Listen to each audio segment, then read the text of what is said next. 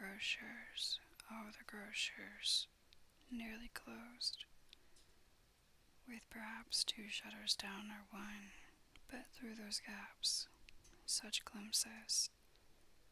It was not alone that the scales descending on the counter made a merry sound, or that the twine and roller parted company so briskly, or that the canisters were rattled up and down like juggling tricks, or even that the blended scents of tea and coffee were so grateful to the nose, or even that the raisins were so plentiful and rare, the almonds so extremely white, the sticks of cinnamon so long and straight, the other spices so delicious, the candied fruits so caked and spotted with molten sugar as to make the coldest lookers-on feel faint. Nor was it that the figs were moist and pulpy, or that the French plums blushed in modest hardness from their highly decorated boxes, or that everything was good to eat and in its Christmas dress.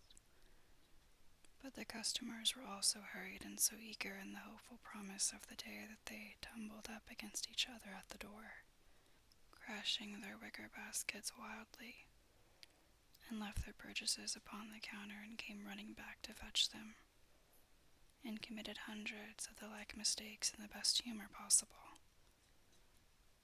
while the grocer and his people were so frank and fresh that the polished hearts with which they fastened their aprons behind might have been their own, worn outside for general inspection for Christmas daws to peck at if they choose.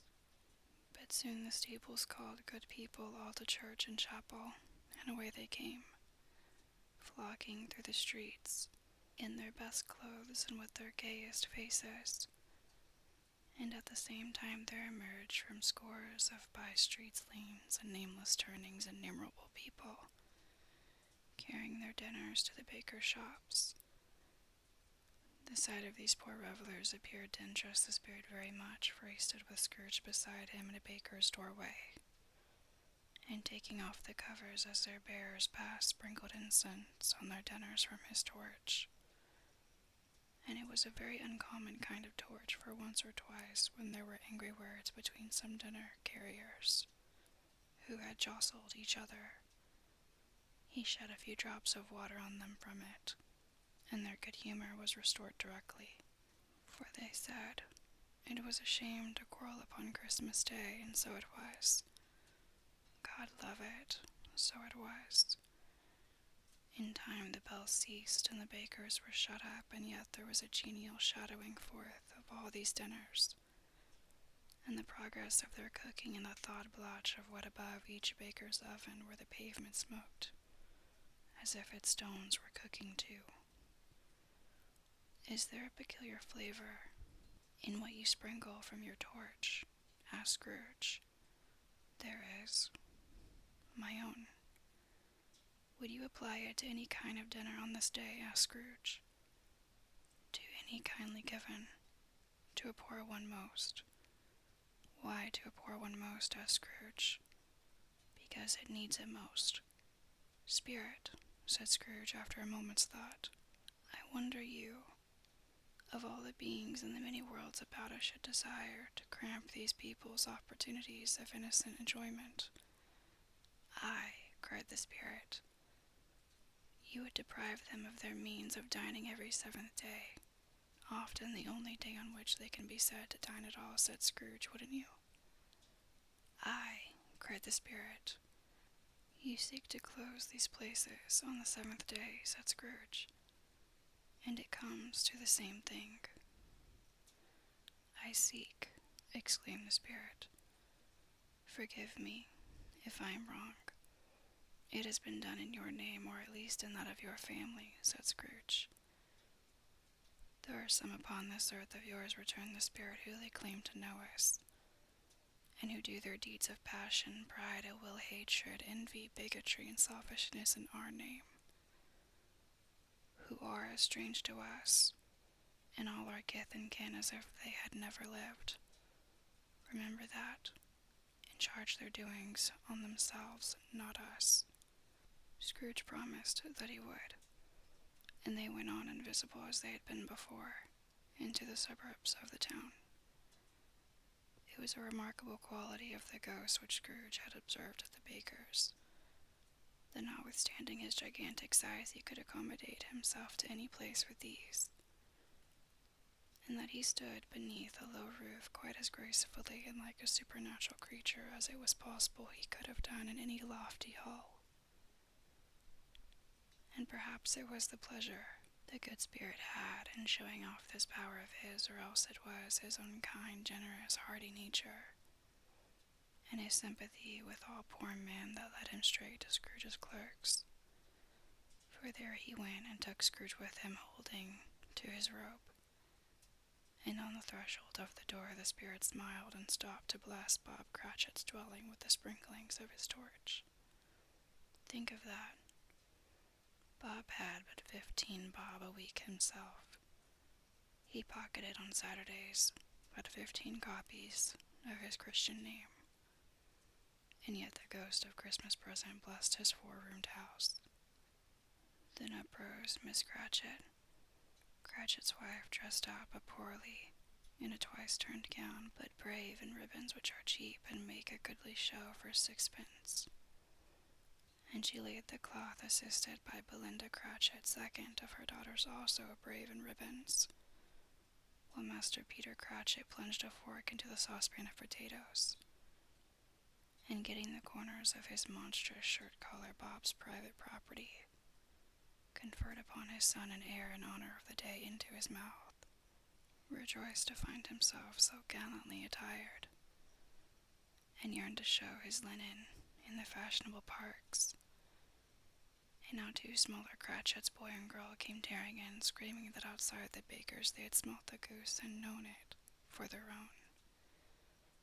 And basking in luxurious thoughts of sage and onion, these young Cratchits danced about the table, and exalted Master Peter Cratchit to the skies, while he, not proud although his collars nearly choked him, blew the fire until the slow potatoes bubbling up knocked loudly at the saucepan lid to be let out and peeled. "What has ever got your precious father, then?" said Miss Cratchit, "and your brother, Tiny Tim, and Martha warned to lay last Christmas Day by half an hour?" "Here's Martha, mother," said a girl, appearing as she spoke. "Here's Martha, mother," cried the 2 Cratchits. "Hurrah! There's such a goose, Martha." "Why, bless your heart alive, my dear, how late you are," said Miss Cratchit, kissing her a dozen times, and taking off her shawl and bonnet, off her with officious seal. "We'd a deal of work to finish up last night," replied the girl, "and had to clear away this morning, mother." "Well, never mind so long as you are come," said Miss Cratchit. "Sit down before the fire, my dear, and have a warm. Lord bless you." "No, no, there's father coming," cried the 2 young Cratchits, who were everywhere at once. "Hide, Martha, hide." So Martha hid herself, and in came little Bob the father with at least 3 feet of comforter, exclusive of the fringe hanging down before him, and his threadbare clothes darned up and brushed to look seasonable, and Tiny Tim upon his shoulder. Alas for Tiny Tim, he bore a little crutch, and had his limbs supported by an iron frame. "Why, where's our Martha?" cried Bob Cratchit, looking round. "Not coming," said Miss Cratchit. "Not coming," said Bob, with a sudden decline in his high spirits, for he had been Tim's blood horse all the way from church, and had come home rampant. "Not coming upon Christmas Day." Martha didn't like to see him disappointed if it were only in joke, so she came out prematurely from behind the closet door and ran into his arms, while the 2 young Cratchits hustled Tiny Tim and bore him off into the wash-house that he might hear the pudding singing in the copper. "And how did little Tim behave?" asked Miss Cratchit, when she had rallied Bob on his credulity, and Bob had hugged his daughter to his heart's content. "As good as gold," said Bob, "and better. Somehow he gets thoughtful sitting by himself so much, and thinks the strangest things you ever heard.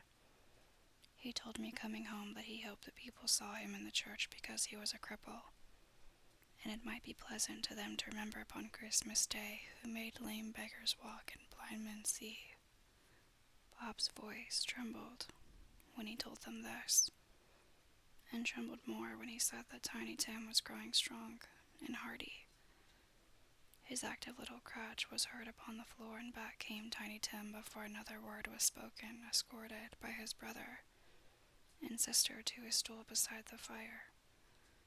And while Bob, turning up his cuffs as if, poor fellow, they were capable of being made more shabby, compounded some hot mixture in a jug with gin and lemons, and stirred it round and put it on a hob to simmer. Master Peter and the two ubiquitous young Cratchits went to fetch the goose, with which they soon returned in high procession. Such a bustle ensued that you might have thought a goose the rarest of all birds, a feathered phenomenon to which a black swan was a matter of course, and in truth it was something very like it in that house. Miss Cratchit made the gravy ready beforehand in a little saucepan hissing hot. Master Peter mashed the potatoes with incredible vigor. Miss Belinda sweetened up the apple sauce. Martha dusted the hot plates. Bob took Tiny Tim beside him in a tiny corner at the table. The two young Cratchits set chairs for everybody, not forgetting themselves, and mounting guard upon their posts, crammed spoons into their mouths, lest they should shriek for goose before their turn came to be helped. At last the dishes were set on, and grace was said. It was succeeded by a breathless pause as Miss Cratchit, looking slowly all along the carving knife, prepared to plunge it in the breast. But when she did, and when the long-expected gush of stuffing issued forth, one murmur of delight arose all around the board, and even Tiny Tim, excited by the two young Cratchits, beat on the table with the handle of his knife and feebly cried, "Hurrah!"